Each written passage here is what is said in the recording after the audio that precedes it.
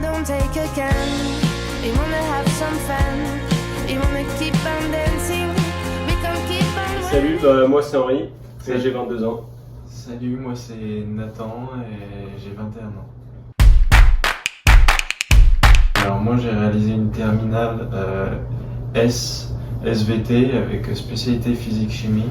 Alors moi j'ai fait un bac S aussi, mais spécialité sciences de l'ingénieur au lycée Maurice Genevoix à Bressuire. Après le lycée, moi je savais à peu près dans quel domaine je voulais aller, mais sans trop savoir pour la poursuite d'études, donc je suis parti en DUT génie civil à l'IUT de Rennes. Et après ces 2 ans-là, je voulais continuer mes études, donc je suis parti en école d'ingénieur et là je suis parti à Polytech Nantes, sur le campus de Saint-Nazaire, toujours en génie civil. Et actuellement, je suis en double diplôme en maîtrise en génie de la construction à l'ETS à Montréal.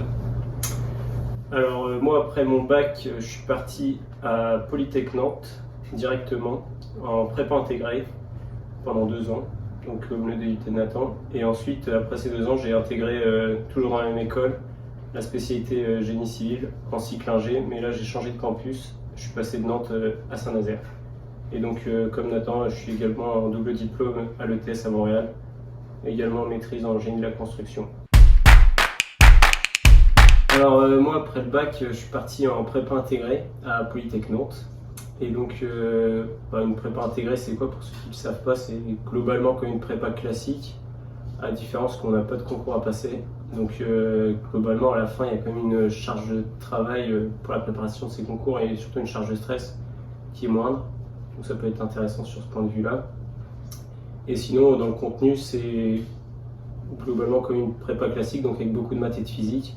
On a un peu d'informatique et de l'anglais, mais tout ce qui est espagnol, enfin deuxième langue vivante, ou même l'histoire, de la philo ou du français, on n'en a plus du tout. Donc il faut vraiment être, bon, je vais pas dire passionné par les maths et la physique, mais il faut être assez à l'aise avec ça. Et donc l'avantage que je pourrais donner à la prépa intégrée, c'est que ça nous laisse 2 ans pour faire mûrir notre projet professionnel. Et comme nous, par exemple, à Polytech Nantes, c'est une école d'ingé spécialisée, donc on va aller s'orienter dans un domaine précis. Là, ça nous laisse 2 ans pour justement choisir ce domaine. C'est assez bien fait parce qu'on a quelques découvertes des différentes spécialités qui sont données à Polytech Nantes. Il y en a 7 en continu, donc on a 2 ans pour les découvrir.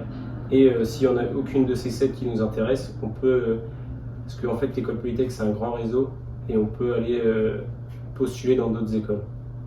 Donc c'est assez bien fait, ça se fait très facilement. On postule à l'échelle nationale et on peut comme ça changer d'école, mais tout en restant dans le réseau Polytech. Donc ensuite on intègre le cycle ingé, ça se fait assez naturellement.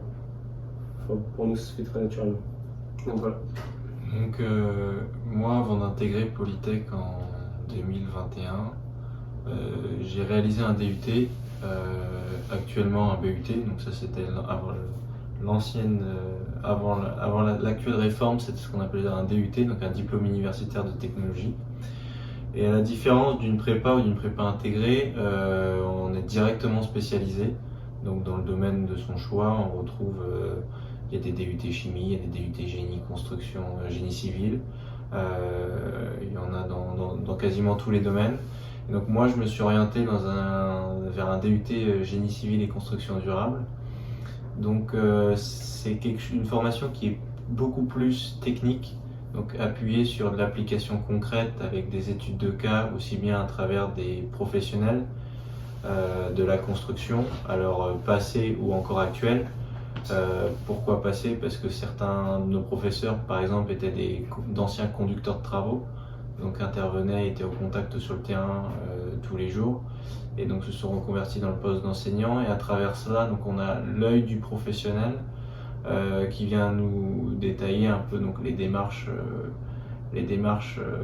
plus directes et plus professionnelles, dans le sens où ça nous permet de développer donc beaucoup plus notre sens technique, mais aussi de s'appuyer sur de la gestion managériale, comprendre un peu mieux les relations au travail, comment appliquer concrètement les données étudier en cours.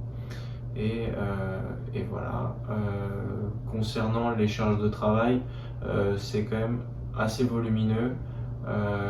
C'était du 35 voire peut-être 40 heures par semaine de cours, avec pas mal de projets et du travail personnel. Donc ça nécessite quand même un investissement assez conséquent.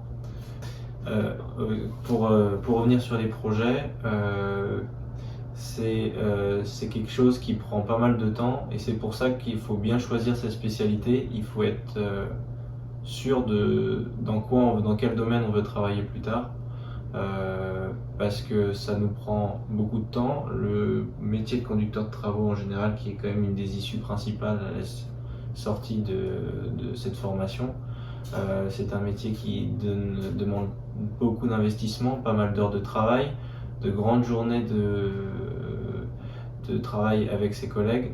Donc il faut quand même être assez sûr de ce qu'on veut faire, quoi. Globalement, je pense que si arrivé en terminale, on est sûr de vouloir s'orienter, typiquement comme nous, dans la construction, dans le génie civil, c'est quelque chose qui peut être intéressant d'envisager un DUT. En plus, si on n'est pas trop à l'aise avec les maths et la physique, c'est quand même une voie qui est moins théorique. Donc ça peut nous permettre de tout de suite avoir cet aspect technique de la construction. Et en plus, ça nous laisse on sortira avec un diplôme qui nous permettra de travailler directement derrière si on n'a pas envie de continuer et de faire des longues études. Alors que, à la différence, si on ne sait pas forcément ce qu'on veut faire, on est à l'aise avec les maths et la physique, et surtout qu'on est prêt à faire au minimum 5 ans d'études, c'est vrai que la prépa intégrée, ça peut être l'autre bonne option. Ça a l'avantage d'être quand même assez varié. Ça dépend des préférences de chacun sur les expériences sur le terrain, si c'est plutôt... c'est ça en fait, c'est qu'on peut faire plein de métiers qui ont en commun le fait qu'ils soient reliés au domaine de la construction et du génie civil. Mais en soi, c'est des métiers totalement différents. On peut avoir vraiment une expérience terrain en étant conducteur de travaux, mais on peut aussi faire des métiers, on va dire, plus bureau, comme ingénieur structure. Donc un ingénieur structure, il va travailler en collaboration pour la conception avec les architectes. C'est lui qui va dimensionner tout le bâtiment pour qu'il résiste et qu'il soit stable, on va dire, aux différentes charges qu'il va subir durant la totalité de son cycle de vie. Et ça a l'avantage d'être assez ouvert dans le sens où on peut partir aussi bien sur de la thermique que sur de la structure, et puis on peut intervenir sur toutes les phases à peu près de la construction, aussi bien en partant de la conception à la réalisation que même l'exploitation dans certains cas. C'est vraiment varié.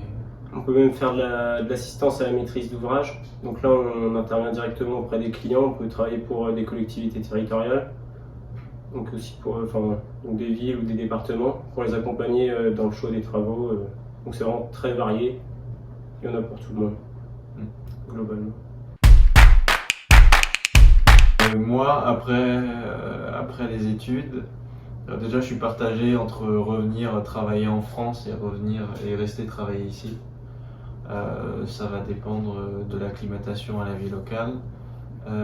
Concernant le métier, je m'orienterai plutôt vers la gestion de projet dans une maîtrise d'œuvre, c'est-à-dire la maîtrise d'œuvre, c'est entre grosses guillemets le lien entre le client, qu'on appelle la maîtrise d'ouvrage, et le réalisateur des travaux, donc globalement les entreprises de gros œuvres, les entreprises de seconde œuvre, celles qui vont venir monter notre structure béton, et puis structure béton métallique et tous les corps d'état secondaire. C'est un métier qui m'attire plutôt dans le sens où ça permet de toucher un peu à tous les domaines. C'est assez complet, mêlant connaissances techniques, action sur le terrain, mais aussi dans les bureaux, de la gestion managériale, et c'est ce côté-là qui m'attire plutôt. Alors moi, je souhaiterais faire comme Nathan, je ne sais pas encore si je souhaite revenir en France ou rester faire ma première expérience de travail au Canada. On verra en fonction, comme Nathan, comment ça se passe ici pendant ces 2 ans. Mais moi, je préférerais partir dans la conduite de travaux pour cette proximité de terrain, parce que c'est c'est un métier où on est amené à être énormément sur le terrain. On a aussi du bureau, enfin globalement c'est quand même beaucoup de bureaux, mais on est sur le terrain. On accompagne les compagnons pour le bon déroulement du chantier. Donc c'est un métier où on va faire beaucoup de management, si je peux dire ça. On a aussi, il faut quand même avoir une culture de la construction, parce que faut avoir des bases techniques, même si c'est pas nous qui vont réaliser les calculs. Il faut quand même avoir un œil critique sur ce qui est fait sur les plans, savoir lire les plans du coup. Et globalement, c'est un métier où on va être amené à gérer, donc que ce soit du financier, de l'humain ou du planning. Donc voilà, moi c'est le métier qui m'intéresse. Pour l'instant, je pense partir dans cette branche. Et après, ce qui est intéressant aussi, on a dit qu'on était dans la construction, on peut partir dans tous les domaines de la construction. Donc que ce soit du bâtiment, de la route ou du génie civil, c'est quand même des domaines qui sont très éloignés, avec des contraintes et des enjeux qui ne sont pas du tout les mêmes. Pour l'instant, moi, je vais plus m'orienter bâtiment, mais si jamais on me prend l'envie de changer, la route, ça peut m'intéresser aussi, mais surtout le génie civil.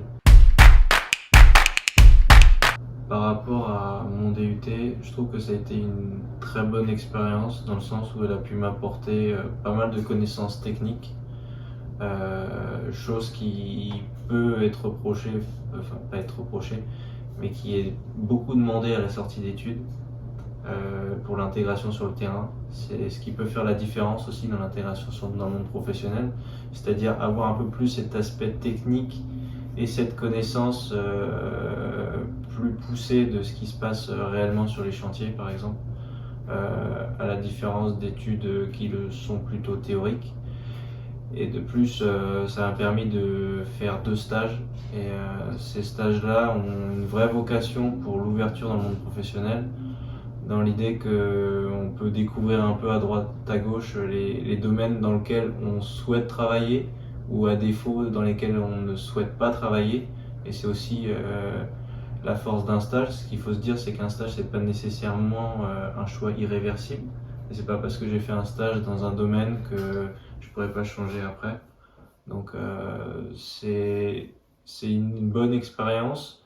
Et comme on l'a dit avant, c'est si on n'est pas trop sûr de est-ce qu'on souhaite faire des études longues ou courtes, ça peut être une première étape et un premier pas dans les études supérieures pour ensuite voir si on souhaite poursuivre ou s'insérer directement professionnellement. Alors moi du coup, ma formation par la prépa intégrale était beaucoup moins professionnalisante que celle qu'a fait Nathan. C'était beaucoup plus théorique, mais ça m'a pas dérangé plus que ça dans le sens où je sais absolument pas ce que je voulais faire et que j'ai appris plein de choses qui me servent plus ou moins aujourd'hui, c'est sûr, mais ça reste de la culture. Je suis pas déçu de l'avoir appris. Mais puis vis-à-vis de mon école d'ingé, j'ai peut-être pas fait celle de mes rêves, mais au moins elle m'a emmené dans un domaine qui me plaît. Et je pense que c'est le plus important, surtout que c'est un domaine d'avenir en plus, qui va être amené à énormément évoluer pour pouvoir répondre aux différents enjeux, que ce soit environnementaux ou sociétaux. Alors pour le DUT, ce que je conseille aux lycéens, c'est de pas mal se renseigner, c'est-à-dire ne pas hésiter à aller à des forums pour les écoles, de se renseigner auprès des conseillers d'orientation, notamment dans les lycées. Alors, mais ce que je conseille quand même pas mal, c'est de faire les portes ouvertes, notamment aussi.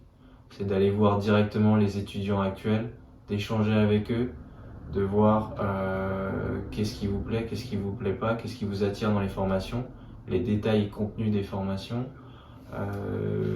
Si vous pensez que c'est ce domaine-là qui peut vous attirer, alors commencez à se renseigner à côté sur quels sont les débouchés, pourquoi est-ce que je souhaite faire ce métier-là, qu'est-ce qui m'attire dedans réellement, qu'est-ce que je souhaite voir et projeter en expérience professionnelle à l'avenir.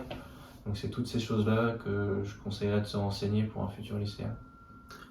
Alors moi, globalement, ça va être beaucoup plus court. Ça va être d'être à l'aise avec les maths et la physique, parce que on fait quasiment que de ça. Si, pas être fâché avec l'informatique aussi. Mais généralement, quand on aime bien les maths, l'info c'est assez naturel. Et surtout pas négliger l'anglais, parce qu'en école d'ingé, pour avoir son diplôme, faut valider le TOEIC. Et c'est minimum 800 chez nous.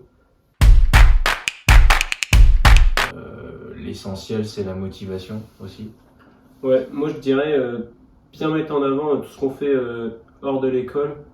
Si par exemple on a surtout des expériences d'encadrement, que ce soit dans le domaine sportif ou même culturel, par exemple si on entraîne des jeunes, que ce soit au foot, au basket ou je ne sais dans quel sport, il faut le mettre en avant parce que faut pas oublier qu'un métier d'ingénieur, il y a une grande partie des ingénieurs qui finissent par encadrer des équipes. Donc ça, les écoles regardent. Enfin, c'est quelque chose qu'on va vraiment regarder dans le parcours d'un ingé. Alors moi, ce serait plutôt sur arriver ici. Disons que c'était pas fait dans le sens où au lycée, on m'a dit que j'avais pas le niveau pour arriver en école d'ingénieur. Et même que DUT, ça pouvait être une solution, mais que peut-être que je n'y arriverais pas. Et chose faite, maintenant je suis en école d'ingénieur et là j'arrive même à... Je suis rendu à un stade où je réalise une maîtrise dans un autre pays. Donc si vous croyez en votre projet et que vous êtes déterminé, il n'y a pas de limite à la réussite, quoi. C'est beau. Moi, une anecdote, je sais pas, peut-être le fait que à la sortie de ma prépa intégrée, j'étais toujours indécis, je savais pas dans quelle spécialité partir. Il y avait clairement quasiment toutes les spé de l'école qui m'intéressaient. Au final, j'ai pris génie de la construction, enfin génie civil, parce que je bossais en maçonnerie l'été. Bon, apparemment ça marche parce que pour l'instant, je m'éclate dans ce domaine-là. On verra si ça va continuer, en espérant. Encore une fois solide. Non, plus sérieusement, les études, c'est quand même quelque chose qui nous embarque au plus proche jusqu'ici vers l'insertion professionnelle. C'est l'une des dernières étapes avant de rentrer dans le monde professionnel. Et faites-en que cette expérience soit la meilleure possible, alors en profitant avec les gens sur votre campus. Ouais, ça, c'est quand même, pour nous qui font des études en 5 ans, c'est quand même une belle partie de votre vie. Et moi, ouais, si je pourrais donner un conseil, c'est s'engager à fond dans tout ce qui est association au sein de l'école, dans n'importe quelle école dans laquelle vous serez, il y aura des assos. Je pense que c'est le moment de s'y engager à fond, parce qu'on est jeune, on est dynamique, on a plein d'idées. Et ces assos, elles nous permettent de développer des compétences qu'on ne développerait pas forcément en cours, que ce soit du relationnel ou même plus spécifiquement, par exemple, même toi aussi, on était trésorier respectivement de 2 assos et ça te permet, ou 2 clubs, et ça te permet de développer des compétences que tu vois pas en cours. Donc il faut s'engager, ne pas hésiter à participer, et puis c'est aussi bien pour soi parce que ça permet de rencontrer du monde, de s'investir de s'investir dans la vie associative, dans la vie du campus, de l'école. Mais ça, il faut se dire que c'est qu'une étape, et cette fonction de s'investir, si c'est facilité, si on l'a déjà fait au préalable, l'insertion professionnelle, il ne faut pas en faire tout un mur, tout quelque chose d'insurmontable. C'est finalement que de l'application. Ouais, on va développer des compétences qui nous serviront toujours, quoi. Et c'est le moment pour profiter à fond. Si moi je dirais, c'est aussi un conseil en fait, c'est de profiter de ces années d'études pour voyager. Il y a beaucoup d'écoles qui permettent de partir à l'étranger avec le programme Erasmus, ou comme nous, il y a une convention entre notre école en France et l'ETS ici à Montréal. Et je pense que c'est des occasions qu'il faut prendre, parce qu'on est jeune, on n'a pas encore énormément d'attaches. Et c'est le moment de le faire, de s'ouvrir, de sortir de sa zone de confort. On y apprend énormément, et je pense que c'est vraiment le moment de le faire. Donc il ne faut pas laisser passer cette chance-là. C'est ça. Profitez de ces années-là, des personnes que vous allez rencontrer, de la vie sur le campus, et puis même de ces expériences annexes, aussi bien associatives qu'à l'étranger dans le cadre de notre formation. C'est vraiment pas les plus belles années de votre vie, mais pas loin, et vous allez rencontrer des personnes qui vous suivront tout au long de votre parcours personnel et professionnel. C'est beau. Oh, don't take again.